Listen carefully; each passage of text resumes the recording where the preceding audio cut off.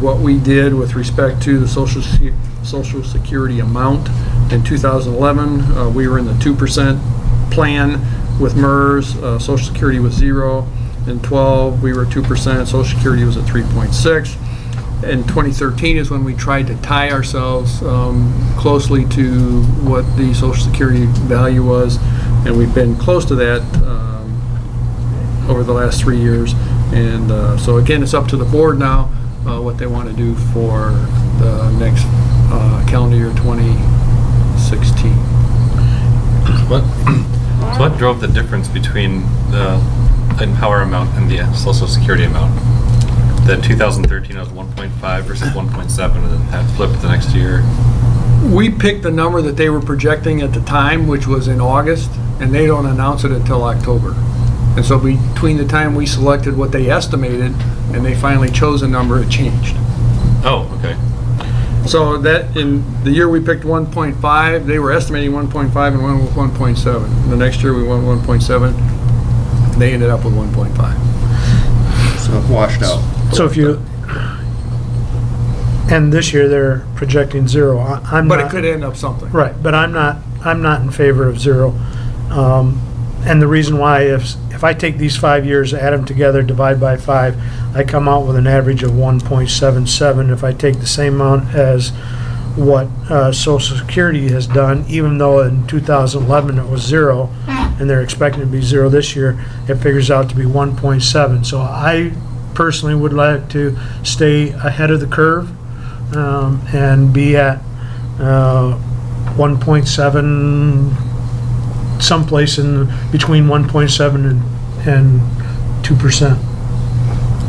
Because if we don't, then the following year, I'm just looking what their numbers are. They could go to, they're projecting 0, but then all of a sudden the next year they're projecting 3.6, and then I feel like then all of a sudden we have to take a big jump in order to, keep with that. Whereas if we continue on with a 1.7 to 2% per year, we're going to be close to the average of what Social Security predicts the cost of living is going to be. But just to understand, our average has been greater than the Social Security average, right? No, well, right. If you take those 5 numbers, add them together, divide by 5, you come up with 1.77. If you take the 5 numbers that Social Security has been and divide by 5, you come up with 1.7. So we're basically 0.1% higher than what Social Security has been. Well, I agree. Do we know how much are they typically off in this forecast? Or do we only have the 2 years of data that they were off by 0.2 every time? That's the only data we collected. Okay. Because we didn't check what they were estimating. And Right, in the previous years it was, yeah. you were just a 2, so it didn't matter. Right, so it didn't matter. We didn't start looking at Social Security until we decided to go to pick your own percentage. Okay.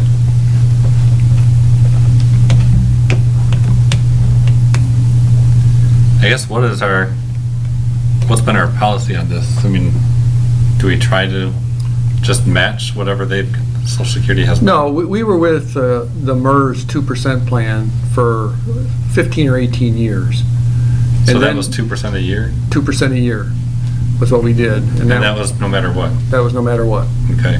And then when the economy got bad in 2008, 2009, the board chose not to give any cost of living for a couple of years. And then in 2011, we decided we wanted to do it again. The board decided they wanted to do it again. The economy was getting better, so we got back into that program, and we had to catch up those 2 years. So we had to put, I don't know, $40,000, $50,000 into MERS to get us caught up. And then then they came out with this choose your own percentage plan, and decided that was a more scrutinizable way to proceed from this point on, to match it to something else, and not just throw the 2% out there regardless of whether it's 0 in the economy or 5% in the economy. So, do we know what it ranged over those last 10 or so years? I do not have that.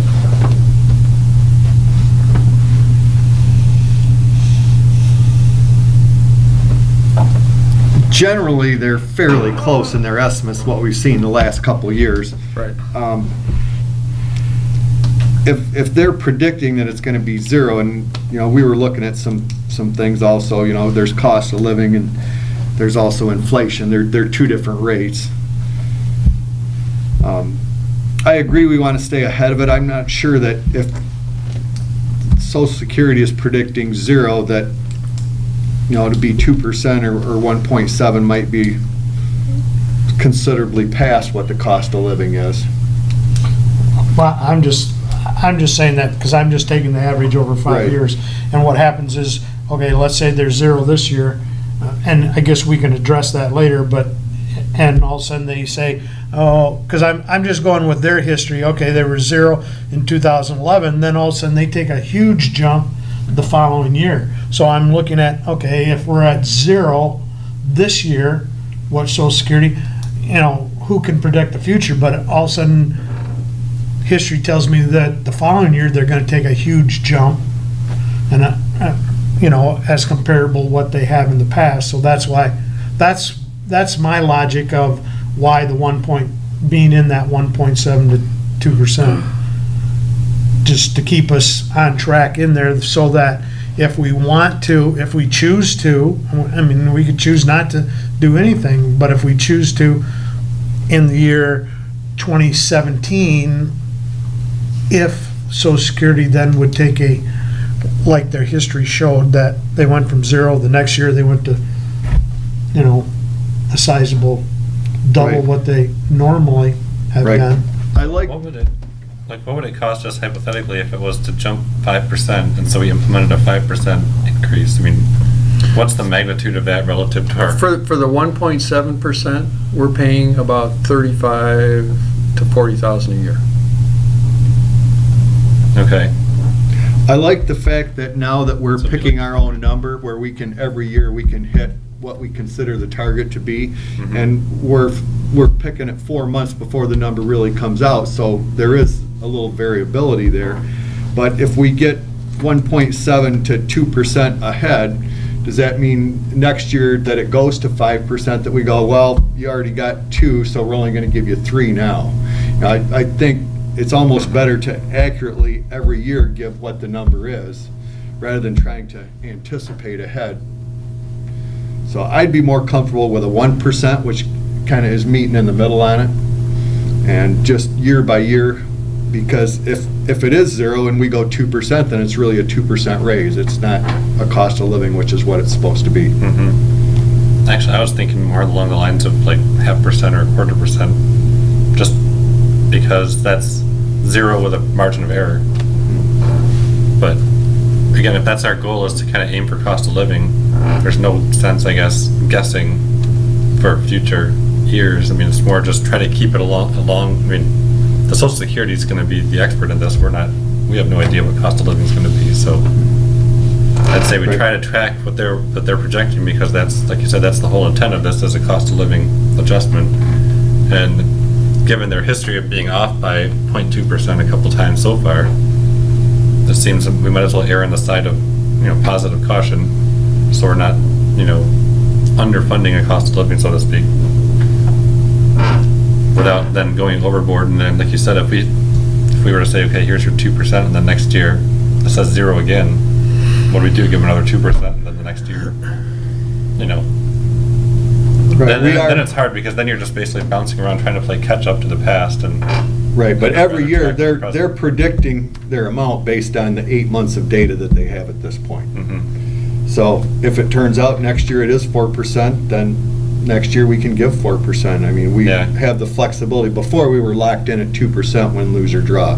So I think it was a good move that we made that allows us to take care of our retirees by having the flexibility that we name the amount. And whatever it takes to keep up, we're able to do that. But there is a margin of, you know, 0.2% that they've been off in the past. Mhm.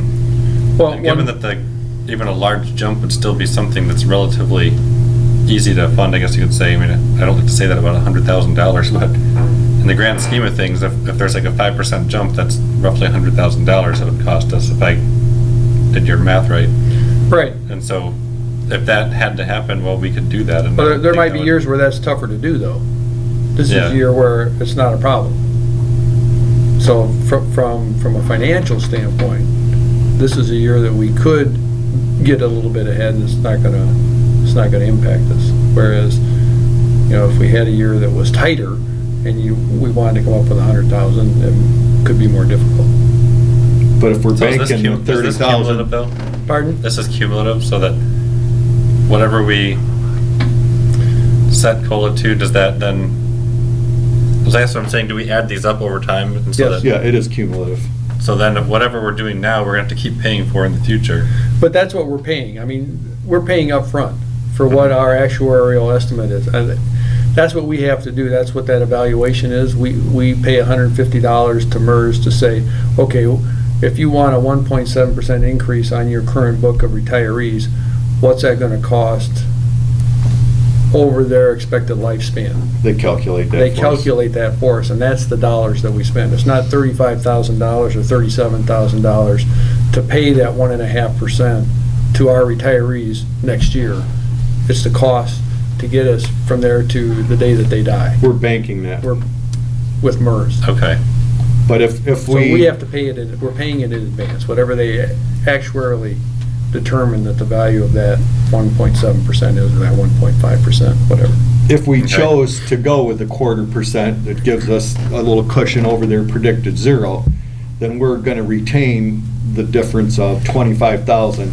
Right. And hopefully invest it while we still have it, but if we need it next year, then we, That's true too. you know, I think the fact that it is supposed to be a cost of living, that to go 2%, I mean, I'm thrilled with what our retirees have done, and employees are a huge part of what we do here, and I want to take care of them, but it's a cost of living thing, it's not a raise.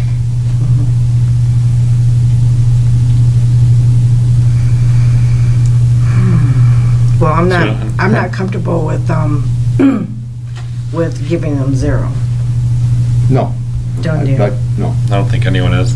So, 1.5 is great to me. Cost of, everything's going up, so I don't care what Social Security says. They don't care what we say either, so. I suspect look that at the it. factor in that has been the price of gasoline. As I look over the data, I'm guessing that the price of gasoline is the major factor in the average cost of living near zero. So Did they ever have a negative cost of living? I don't remember ever seeing one, Andrew. That doesn't mean that they didn't, but Yeah, I'm I just- don't ever remember seeing one. And retirees aren't necessarily going to have the same spending habits, where they may be, you know, if right now gasoline is a negative, that's pulling it back to zero. The retirees that don't travel as much as the rest of the population may indeed have cost increases that aren't shown in the 0%. So maybe we find a middle ground of 1%. Well, is this COLA based on retirees? Is that, because it's a Social Security estimate, is that a cost of living for everybody or just for the retiree population? Just the retiree population. Okay, so it does factor that in, I guess, Okay. but, Good question. I can live with 1%.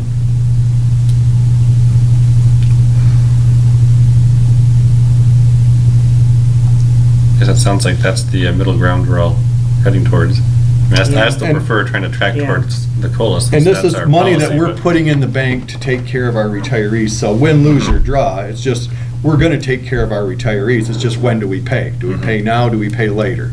So, Mhm. it really isn't, are we not taking care of our retirees, it's when do we put the money in the bank for them? And I think that under our excellent management and staff here, that the financial security of Lowell Light and Power is probably the strongest of any company can be. So I have no concerns about paying our bills in the future, and I hate to prepay expenses that we, just as a business owner, that anytime you can pay later and keep that money for cash reserves and other expenses. Yeah. Okay. That's valid.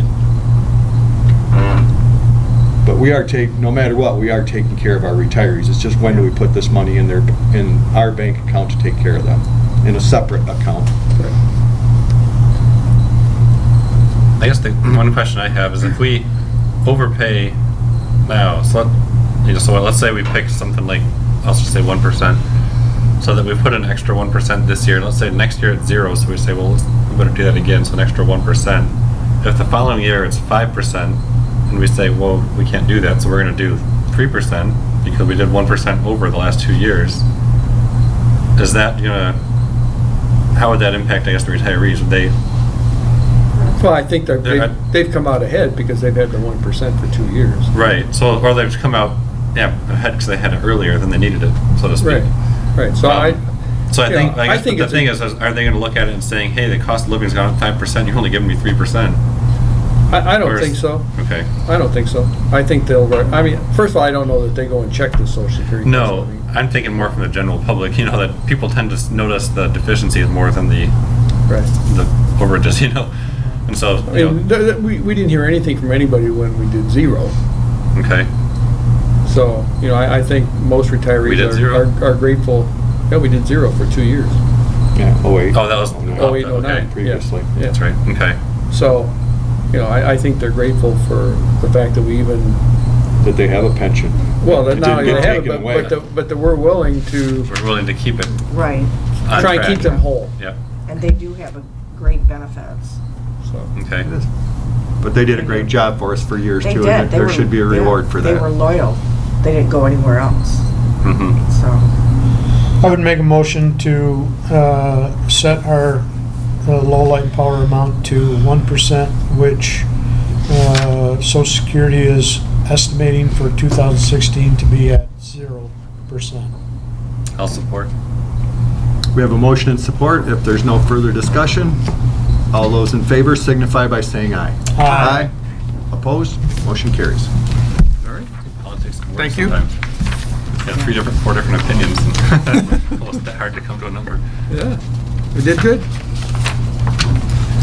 All right, on to information item. You have the performance data in your packet. The month of July was a good month. As you probably all remember, there was some heat in January, or in July, so a lot of people ran air conditioning and we had a good month. The revenue was up, the cost of, or the number of kilowatt hours used was up, both residential and commercial. We had slightly more customers than we did the previous month or the previous year in residential, and stayed pretty constant at commercial. This report doesn't show it because our MPPA reports come the month or two after in certain areas, but we did have generation in the month of July, so this will be updated as we get that information from MPPA as to exactly how much we ran in terms of kilowatt hours. But as I remember, we ran 2, maybe 3 days, about 8 hours apiece during the month of July on some of those hot days. So we did have the solar running on those hot days, so that was good. The next couple lines show us the residential and commercial customers for the previous month, and that's what I indicated. We had 2284 the previous month, so we were up by about 11 residential customers, and stayed the same for commercial. In terms of months previous, for May and June, it shows what our total kilowatt hour requirements were. And for the month of May, we were up about 300,000 kilowatt hours, and the peak demand in June was down a couple of megawatts. So June was again a cooler month. We knew that. We talked about that when we looked at the data, the performance data for the month of June. And again, that internal generation number was 0 in June, but the updated reports will show that for July we ran a good 2 or 3 full days, 8-hour days during that month. This is also a quarter ending month, July, and so we have the residential and commercial billing statistics for the month of July, or for the quarter ending in July. The average kilowatt hour usage was down for residential. The average bill was about the same as it was a year ago, and the average cost per kilowatt hour was up just slightly for the quarter ending July 2015. Pretty much the same for commercial. It was up a little bit in terms of average kilowatt hours used per month by our commercial customers. The average bill was up slightly, and as was the average cost per kilowatt hour. We flipped the page, and it talks about our investments, where our money in cash is. We are over that 2 million mark again, and that's where we want to be, in the 2 to 2.5 at this point in time. And so we're holding that steady. It was down a little bit from the previous month. We paid our last bill to the biodigester is about $57,000. You'll see that in the capital expenses when we get to that sheet. So that's why it's somewhat less than it was the month before. Delinquents, again, another good month. That's holding pretty constant, and I think we've got a system down that's working well. And the aging analysis, again, is not too much different than it has been in the past. Any questions on the performance data? Move on to the income statement. This is our first month of a new fiscal year. So the monthly and year-to-date are the same, not any comparisons to do there, other than the fact that we were close to budget.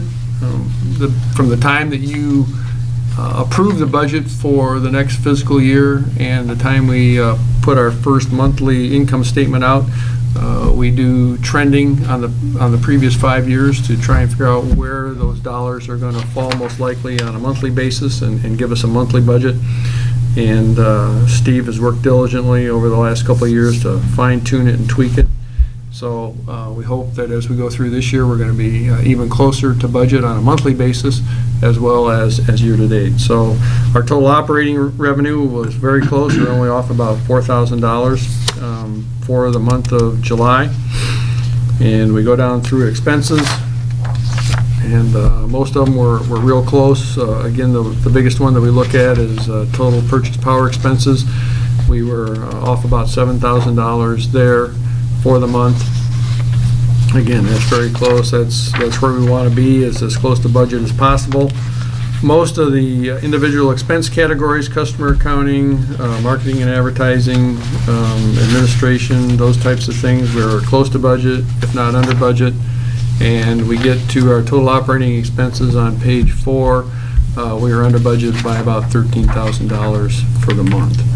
That put us a little over in our non-operating revenue, and our net revenue also slightly better than what we budgeted. So for the first month, again, we had some hot days, and that's what you would predict for July, and we're close to budget.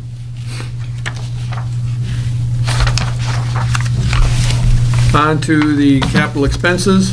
As I mentioned, this is a new fiscal year, so we have a new fiscal year capital budget, $935,000. We had a small amount left that wasn't used from the previous year, $9,718.12. Gives us a total capital budget going into the year of $944,718. We did make a payment on, I think it was our last invoice, on the work that we did to get the building ready for the biodigester project. That included the painting and some of the other things. And so that was $57,000. That was our major expense for the month of July. So we had a total of almost $65,000 in capital expenses, and about $880,000 left in our capital expense budget for the year. The second page of the capital budget shows where those expenses were by individual project, and again, the biodigester was the main one with the $57,000 in fees that were part of what we agreed to do in terms of getting the facility ready for the project. The outages for the month, I think the previous month in June, we talked about how we had hardly any outages compared to the June the year before. Well, we got all those storms in July instead. And so we had a number of outages. We had 7 outages total in the month of July. All of them were storm related. If you flip the page, they were either lightning or trees that fell on primary lines.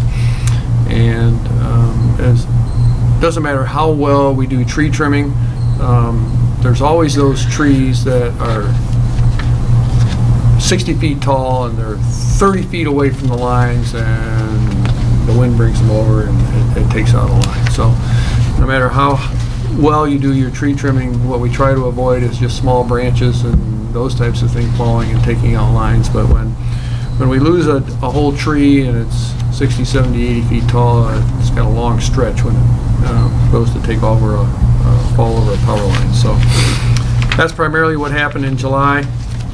We have been out with crews diligently doing trimming, trying to find those types of situations, talking to the property owners and so forth to try and minimize the impact of those. One of the areas that we came across was, and we've talked about it before a number of times, the stretch that goes parallel to Jackson South.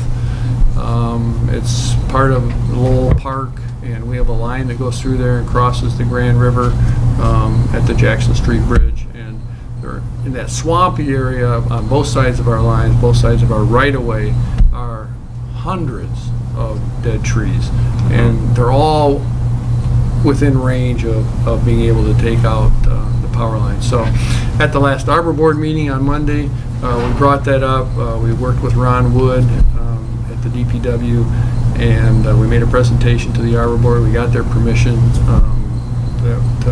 that it's not a huge loss to our recreation area if we remove those. So sometime this winter, probably when that swamp is icy, so we don't have to wear hip boots to get in there and work on it, the city and Lowell Line Power will be working together to get those dead trees out of there, or at least felled, so that they don't have an impact on our lines. We probably have in the vicinity of, I don't know, the frequency is several, 7, 8, 10 outages a year from one of those trees falling. And so this winter we'll be able to take care of that and prevent those in the future. So those are the types of things we're trying to do to better have a handle on the tree trimming and mitigate some of those situations where we have trees fall. Those lines that are in there, do we have to hand climb those? Yes.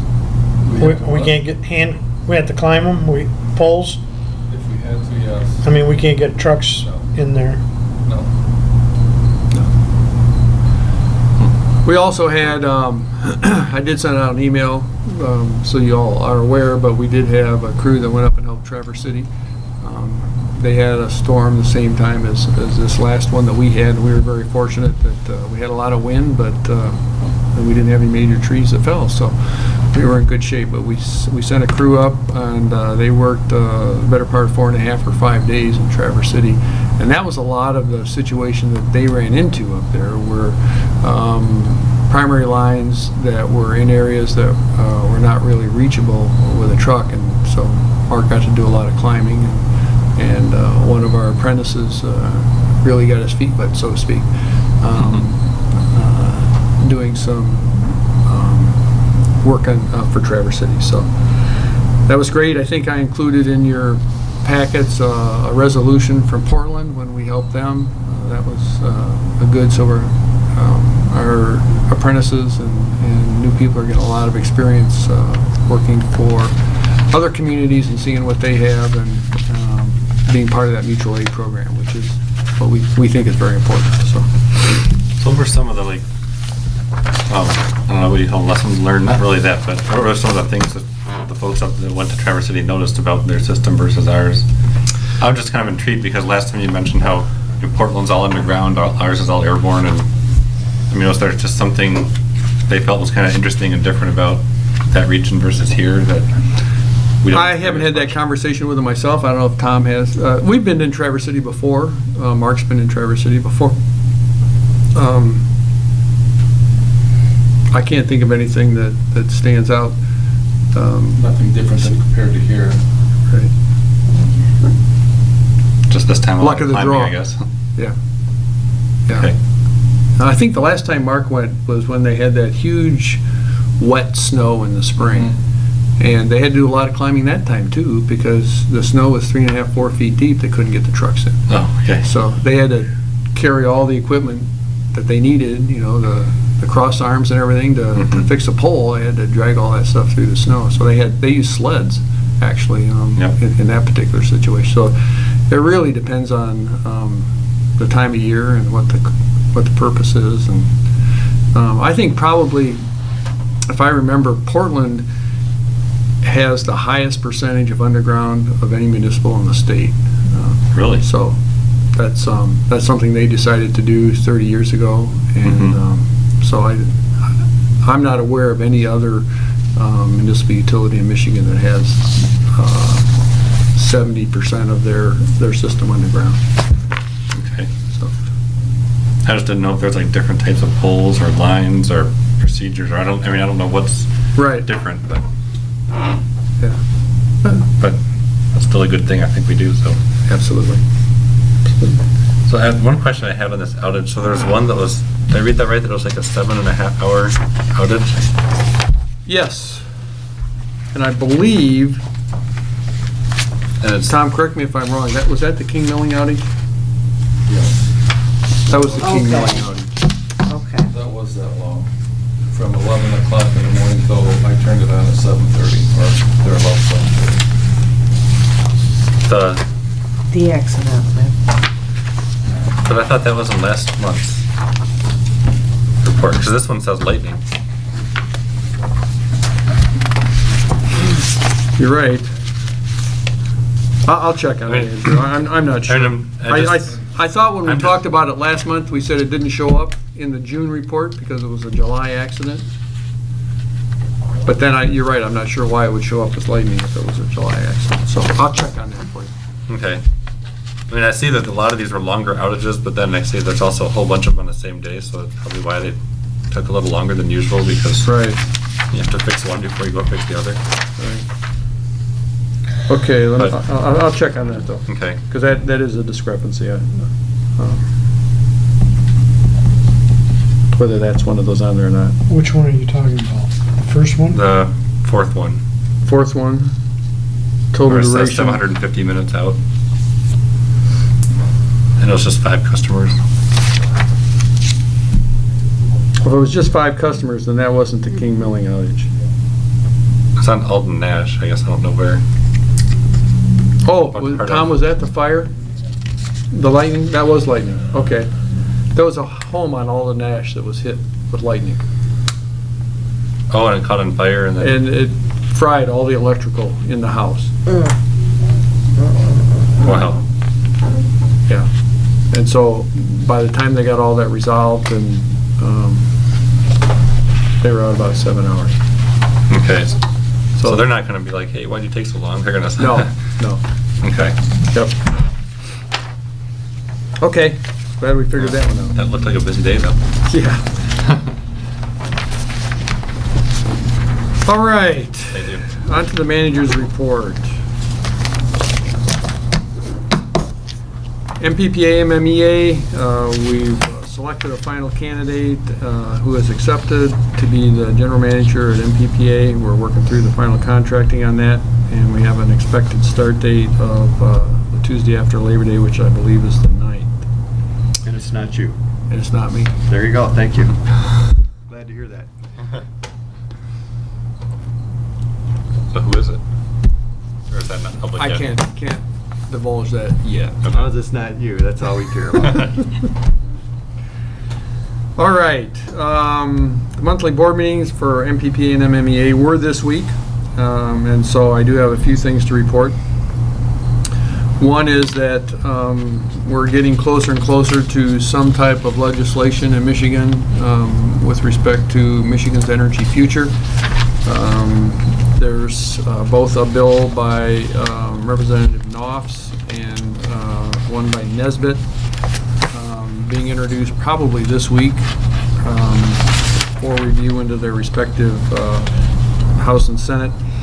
They're not exactly similar, so there's going to be a lot of negotiating going on between the two houses. It's not also, neither of them are exactly what the governor was looking for either, so we're not sure when that'll all play out, but we're expecting that sometime this fall they'll come to some meeting of the minds on that.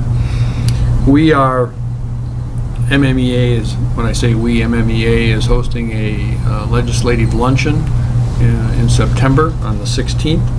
And the purpose is for anyone who has a representative on either Senate or House Energy Committee to be able to sit down with them over lunch and be able to talk through what some of the potential possibilities or issues are with respect to both the renewable energy portfolio and the energy efficiency, energy optimization programs that we currently have. Again, these two bills are not very similar. One of the bills gets rid of EEO and REP, as I mentioned earlier. Another one keeps them and extends them. So that's all stuff that we'll work through. But the main point is that we are being proactive. We're sitting down and meeting with our legislators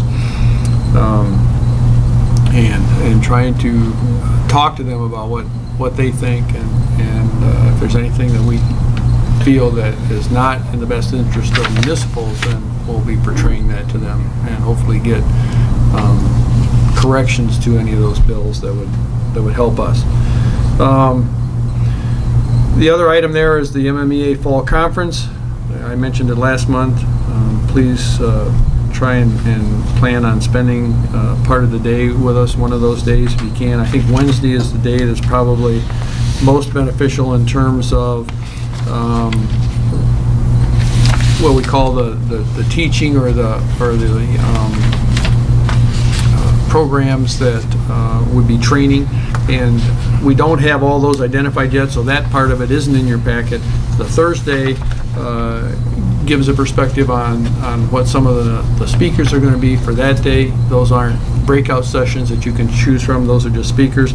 We are fortunate we do have the president, CEO of APPA coming in to speak to us at 9:15 on that Thursday morning. We have Valerie Brader, who came to Lowell and spoke also at that program after Sue Kelly. So there's a number of good speakers coming in for that Thursday. But as soon as I get the breakout sessions, I will pass that on to you as well for Wednesday. I would also consider at this point, I know that the mayor, you and Mark attended the year that we hosted it, but I would also open it up to council members or anybody who would like to come and go to any of the breakout sessions or come for any of these speakers. To maybe get more informed about what goes on in the energy business, which is light and power. If we want to mention that at on an agenda or a council meeting or something like that, I'll talk to Mark about it. But if there's any admission fee, I think we pick that up if any council member would like to participate. We appreciate that. Okay. I'll be in touch because I'll have some time. Yes, I thought that might fall after your Yes. retirement date, so That'll be good. that'd be great. I also included a copy of the Ledger article on Valerie's visit, in case anybody missed that in the Ledger. And again, I think that went a long way for us. There were some 50 people at that dinner, or that luncheon, and she was very taken with our biodigester and the fact that we have our own combustion turbines and that we're working towards being self-sufficient, sustainable in the event of an outage or a major catastrophe. So that was real good. Generation update. We heard from Greg Northrup, and again, they're continuing to try and hammer it out. So that's all we can be expecting at this point.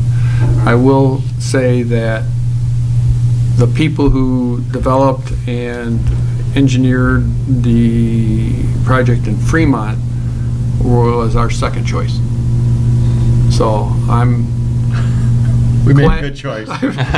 We made a good choice. I'm glad we chose who we did, and the people beyond that are even farther behind in terms of developing utility grade biodigesters. So again, we're the first in the country, and there's a reason that it's going to take a little while to get things ironed out.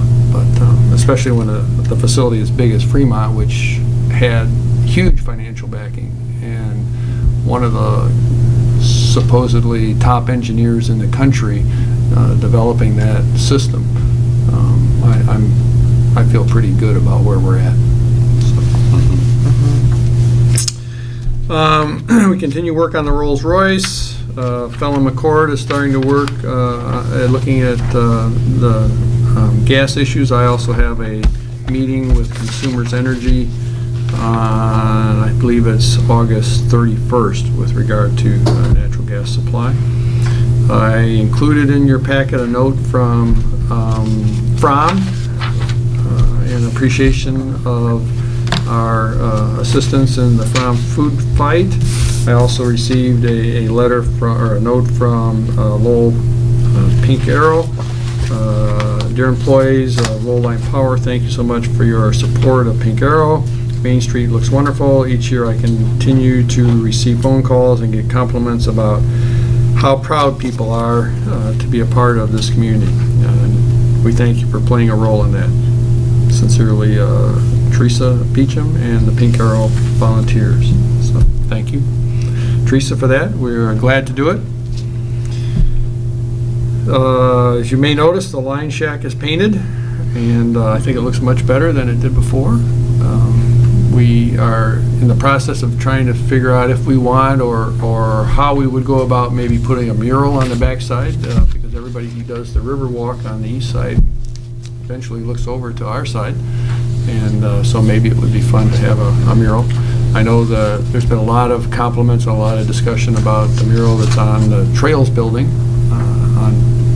across from City Hall, so maybe that's something we should do. Maybe we should have a contest. And I mentioned here that maybe something in conjunction with Public Power Week, have people submit draft ideas or something, and let's see what we can come up with. So I'll leave that up to the board to decide if we want to pursue the mural, but it was an idea that we had discussed at one time. So again, give me your thoughts on that. Yeah. I think the city was was it through the Lowell Arts that then they worked with the school? That wasn't that how that worked with the city's mural? And they had a bunch of students who painted it, right. Which I thought turned out pretty nicely too. Yes. It was kind of fun to watch. Mm-hmm. Yep. So we can do something like that. And I can pursue with Lowell Arts and see if they want to do the same type of thing, or we want to do it in a different venue, or they might have a different idea for how to do it. So. Right. So okay, I'll check with Lowell Arts and we'll see what might happen there.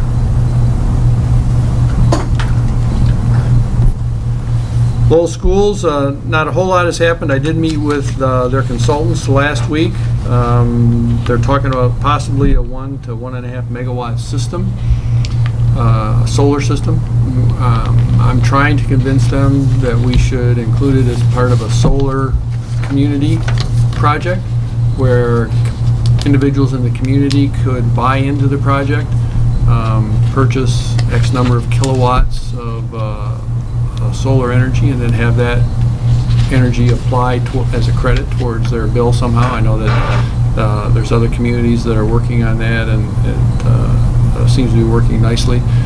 People that want to have a renewable energy component in their own portfolio, so to speak, are willing to do that. So I've mentioned to them, and they're going back to see if they can figure out how to make that work within the realm of this project. But I think it's a perfect opportunity if they use the schools. They've got thousands of square feet of space available for a project like this, and if we just added 10% more to their total project and offered it to people in the community, I think that'd be a great opportunity for not only Lowell Line Power but the community. The only thing that we have to be a little bit cognizant of is if the school puts in a 1.5 solar program and it has any kind of capacity at all, and in fact, if they get any sun through the summer and can actually generate a 1.5, that has an impact to our revenue. So we have to be cognizant. A lot of communities limit the type of what we call a distributed generation project that customers can get involved in because it impacts their revenue stream.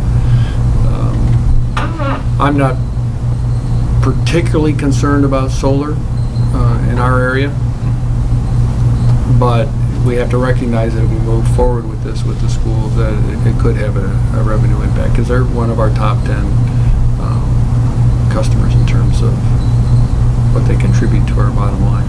So, but again, I think it's worth pursuing. We'll keep moving down the road with them and let somebody crank out some numbers. We don't, the way our net metering program is set up, we don't give them credit for the full amount of a kilowatt hour. We use, our calculation uses what's called avoided cost.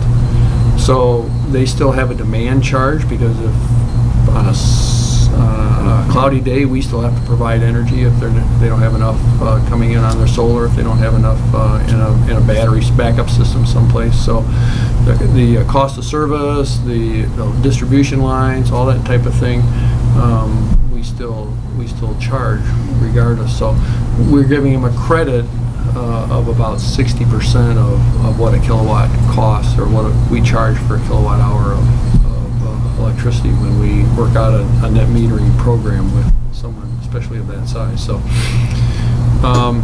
we just have to be aware that that's one of the potential pitfalls of large distributed generation systems, is it does eat into our total revenue. So we'll keep an eye on that as we move forward, but I think it's a worthwhile project. But if that's the type of credit that is given, then doesn't that kind of null out the loss of revenue? Because if we're still saying we're charging you for the overhead of having a public power utility, but if you're going to reduce the amount of power we have to provide overall, we can give you a credit for the power, but not for the service. Is that yes, but we have so much generation that we get regardless of whether they need it or not. I mean, because we own Bell River, Campbell, and all these facilities, we could actually take a loss on it if we have to sell it someplace because they're producing. So that's where the loss of revenue comes in. Okay. Because as part of our system, we own enough generation that we don't have to buy that much off the grid, off the market. And so if we have to sell that at a loss, if it costs us $55 a kilowatt hour and we have to sell it at 35, we're still losing something, some increment on that energy because they're putting it into our system and we don't have to. And so it has a potential. That's an interesting thought, because if we're trying to become like a self-sustaining community in terms of the power, that's sort of maybe that's a different goal that other communities don't have, and that maybe we need like a energy master plan or something for the community that maybe looks at that, because if somebody else comes in and says, hey, we want to build this other whatever wind farm or who knows what, that it may be impacting our ability to be the self-sustaining, energy sufficient, community. Well, and that's one of the things I'm talking to them about is, okay, so let's suppose that you have a day where it's bright and sunny and you're producing way more energy than you need. So we're not charging you for all those the full price of all those kilowatt hours, and you even have extra. And so that has an impact to the energy that we've already purchased. Maybe there's a mechanism or a formula that we can work with them, and we can then sell that through MPPA onto the grid. And if those are on peak days, then we would get a good price for that. And so maybe we find a way to offset each other by how we set up a contract. So. Well, then that could impact our generation, right? If we're trying to use our generation for peaking. That's true. But then if they're peaking already, how does that impact our plan? It's complicated. Yeah. So there's a lot of moving parts in that. So I'm just bringing it up that is something we have to be very cognizant of as we, It's not all positive. it's not all positive, Mhm. you know, and, It's a good thing. It's a good And we'll thing. work through Well, it. it's overall a right, good thing. that's but right. not- yeah, But it's a lot of ups and downs to get to the up. right, right. So they were originally considering taking the schools, and I don't think they could actually do this, but they were considering taking the schools completely off our system and generating everything themselves. And so that's not a good solution for us either.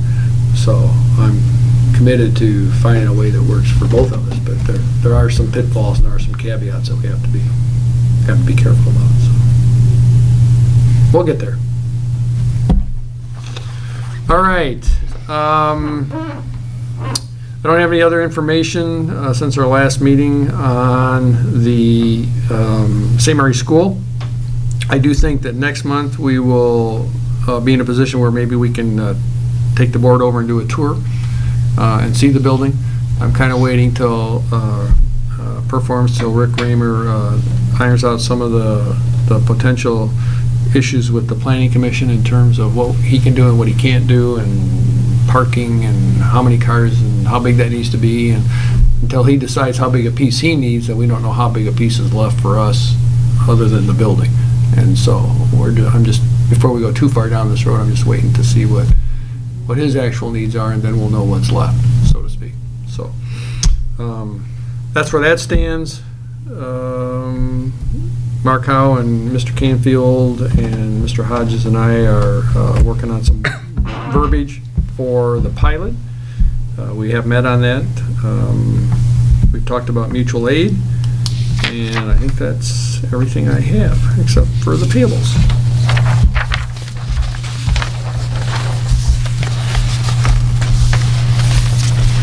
All right, you have the schedule of meetings and events in your packet. I have one, I mean, it's not, but I'm pretty sure that the September 10th meeting, I will not be able to attend Okay. because it's the night before the Pink Arrow, and I'm sure I'll be painting the field until 4 in the morning. I mean, I will do my best to attend, but at this moment, I wouldn't plan on. Okay. All right, thank you. Our next meeting, then, as Perry mentioned, is the 10th, and that brings us to board comment. Tina, we'll start with you.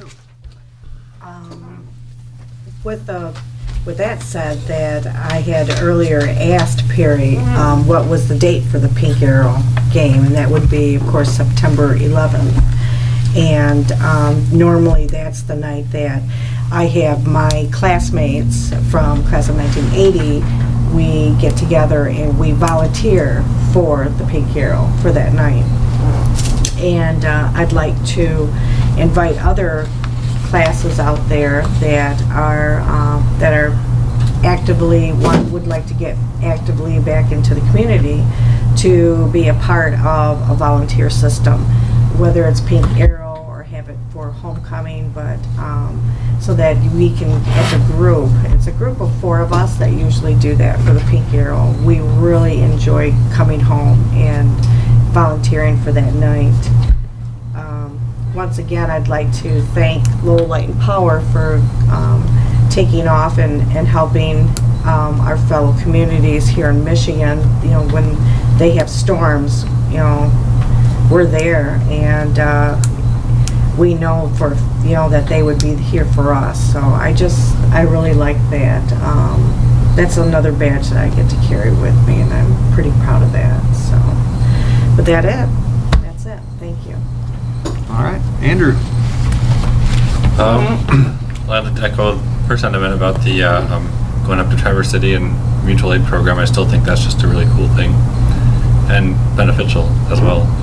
The other comments I wanted to make was about you know, when Greg Northrup was here talking about the odors and all that, that I haven't noticed any odor. I usually go by there for whenever I'm at Bushnell for my kids or something. But what I think is also interesting to keep in mind in perspective is that I can almost always smell King Milling.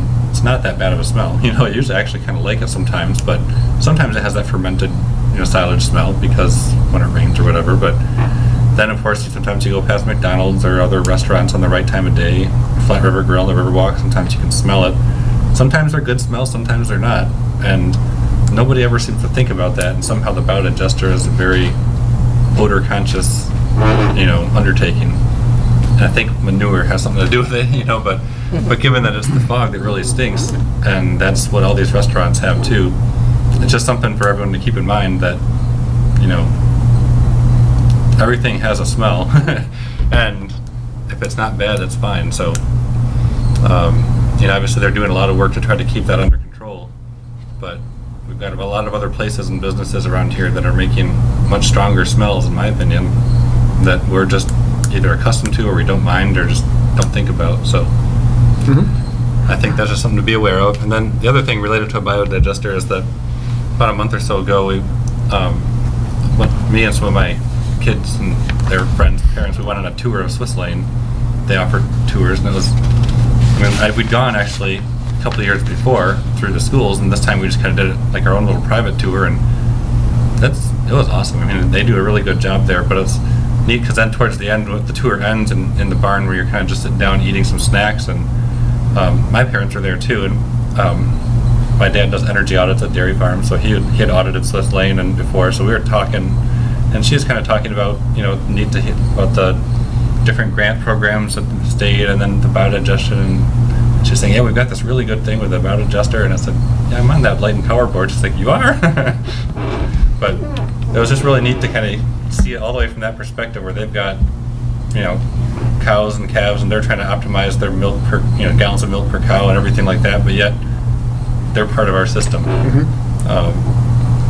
It's just really neat to kind of see that there's that different web of all these opportunities coming together, and it's one of the great things I think about being a municipal utility and being just the whole concept of local control that we have here with the city. So let's keep it up. Thank you. Good. Perry? Not regarding Light and Power, but you had mentioned the Pink Arrow.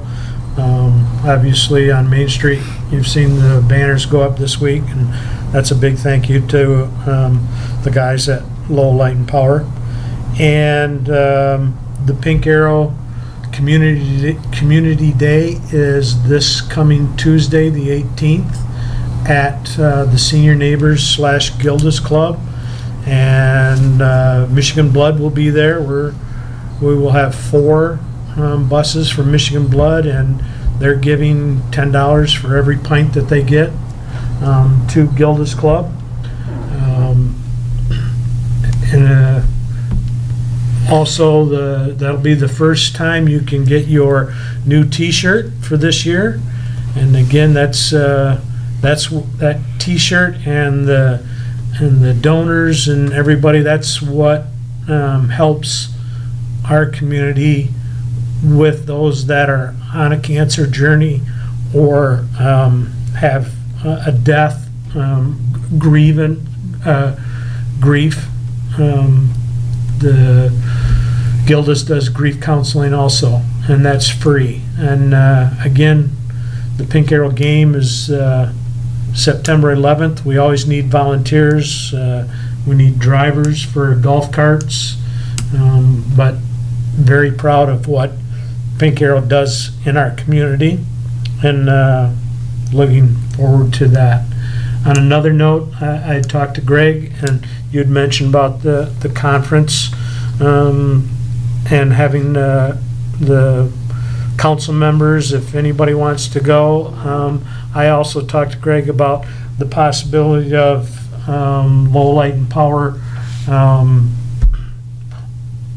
on other conferences that we go to nationally, that maybe a council member would like to attend that. They aren't directly in the decision making that comes from the chamber or from the board members here, but again, it's, if you go through the charter, it's their guidance or what direction they would like to see Light and Power go. So I think it might be important for council members occasionally to attend some of our